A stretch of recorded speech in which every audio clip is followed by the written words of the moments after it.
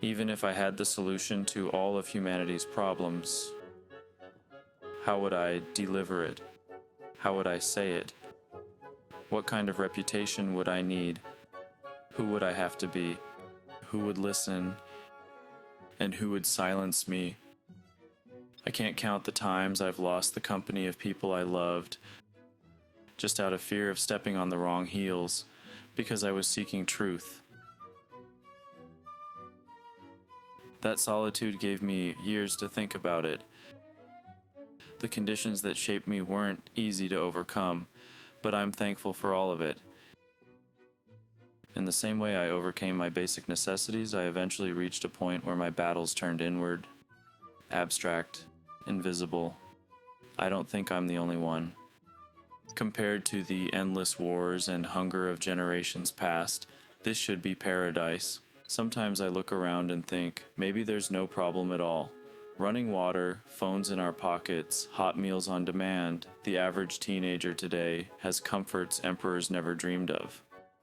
If we inherited the instinct to always look for problems, to prepare for conflict, and in doing so accidentally called it into being, then it's almost funny.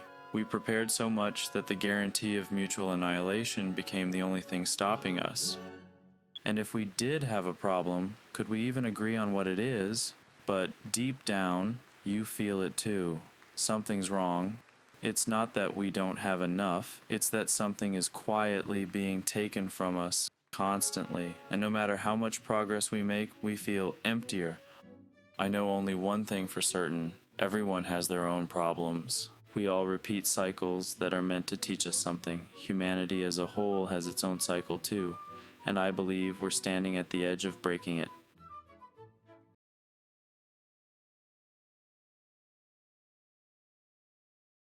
I first glimpsed it when I was 4 years old, staring out a classroom window as a tower of smoke rose into the sky. At the time, it meant nothing to me. Actually, it felt good, because I got to go home early that day. Where were you that day? How old were you when you saw the towers fall? Do you remember what you thought? Were you old enough to understand what was happening, or were you like me, just confused about why the adults looked so afraid? Think about it for a second. What did September 11th mean to you when it happened? For some, it meant outrage, almost a personal offense, big enough to demand extraordinary measures to make sure it never happened again. Later, I learned what it really meant: thousands dead, buildings collapsing, and then years later, I learned what it truly meant. Now watch this drive. Out of that smoke, governments gave themselves permanent permission to watch us, record us, track us, strip us bare. The Patriot Act, mass surveillance, a cage built in the name of safety. And the truth? That day never ended. Its shadow stretches across everything: Iraq, Afghanistan, Gaza, Yemen, Iran. Millions dead, families erased, and every time, the same excuse: security, democracy, freedom. But underneath it all, it's always been the same machine of greed.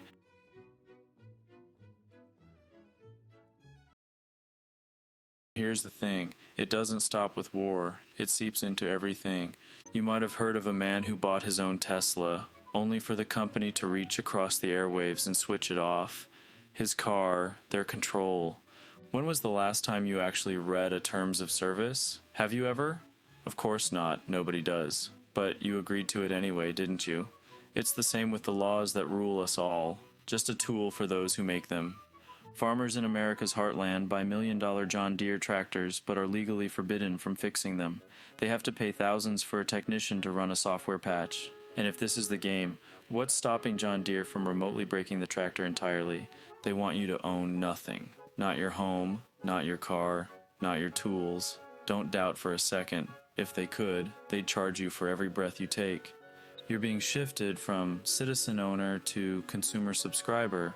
You're paying for conditional access to your own life, and the terms can change at any moment without your consent.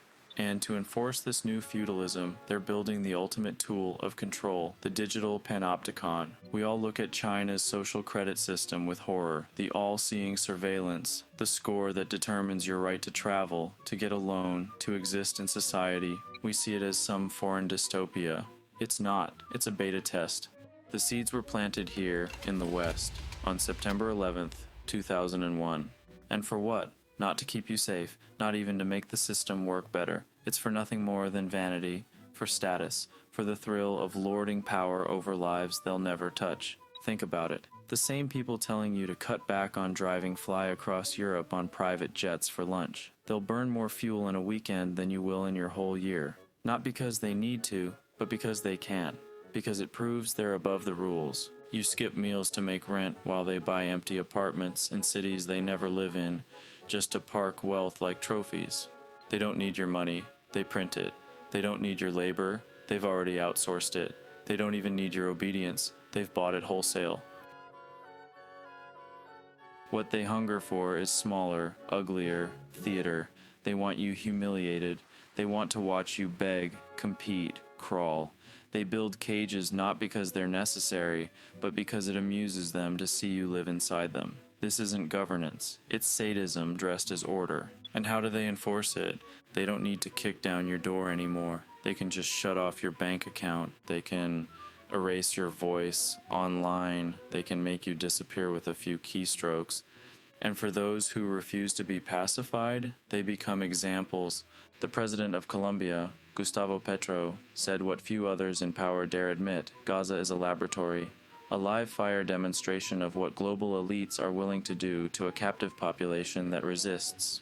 It's a testing ground for new weapons, new surveillance technologies, and the conditioning of the rest of us to watch a televised genocide and do nothing. This is the new model of power. An operator in an air-conditioned trailer in Nevada can vaporize a wedding party in Yemen with a single click. I kid you not, they call it mowing the lawn. Think about that, a wedding day, families laughing, children playing, and to them it's just grass, just weeds beneath a mower's blade. Do you understand what that means? You're not even human to them, not a person with dreams and loved ones, you're lawn maintenance. And for the operator, it's just Tuesday, just another day at the office. How does that make you feel, knowing that's how they see you and everyone you love? Because for me, that's the moment I stopped asking whether humanity has a problem. The real question is, when do we finally decide to stop being the lawn? What would a revolution even look like today? Be honest with yourself. Throughout history, this is the part where the guillotines come out. But what can be done today? Even with firearms, there is no shooting down a predator drone or getting inside a nuclear bunker, defended by satellites that see everything in all spectrums. Okay, then what about escape? There used to be frontiers. You didn't like the king? You could leave the cities so that they would govern themselves. You disappeared into the forest. You carved out something new. But where do you go now? Every square inch of Earth is mapped, claimed, monitored. Even Antarctica, the last blank space on the map, will find you if you try to touch it. There is no outside. So if you can't fight and you can't flee, what's left? Here's the cruel trick. They don't even need to hide it anymore. It's right in front of you. In the contracts you sign without reading. In the updates you accept without question. In the apps you let track you for convenience. It's in the way you feel when you're online. Watched, judged, ranked, and scored. It's in the anxiety that gnaws at you when you think about your future. It's in the emptiness that grows no matter how many new things you buy, no matter how many notifications you get, no matter how many subscriptions you stack up. And deep down you know it. This is not freedom. This is a leash. A velvet leash maybe, but a leash all the same. You've felt it your whole life, haven't you? That quiet sense that something is off, that we traded away something priceless for this shiny prison. And maybe you tell yourself, that's just the way it is. Maybe you bury it under work, under distractions, under entertainment.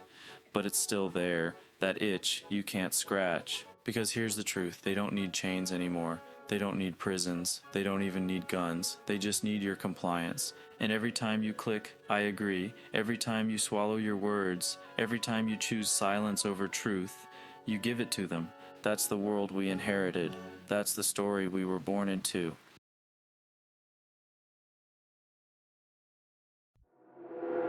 And here's the darkest part. When enough people lose themselves inside this velvet cage, when the weight of emptiness becomes too much, the outcome is not rebellion, it's collapse. Sometimes personal, sometimes collective, sometimes it looks like quiet despair. Look at Japan, look at South Korea, the places we call successful. Sometimes I wonder, are they erasing themselves? Whole generations so crushed by pressure, so hollowed out by despair, that they just opt out. No children, no future, a slow, voluntary extinction, the ultimate silent protest. They stop playing the game. And that's what scares me, because maybe that is the only form of resistance left. A nation, a generation, simply choosing not to go on. But here's where I'm stuck. If people are living inside a velvet cage, comfortable enough not to fight, distracted enough not to care, how do you even help them? How do you wake someone who doesn't want to be woken? What is the turning point? What do I have to say? And how do I have to say it so that I can get through the sea of trivialism? Because if I can't answer that, then maybe extinction is just inevitable. And maybe that is the only resistance left. A mass suicide disguised as culture. It might be easy to despair. But that's not the plan I have in mind.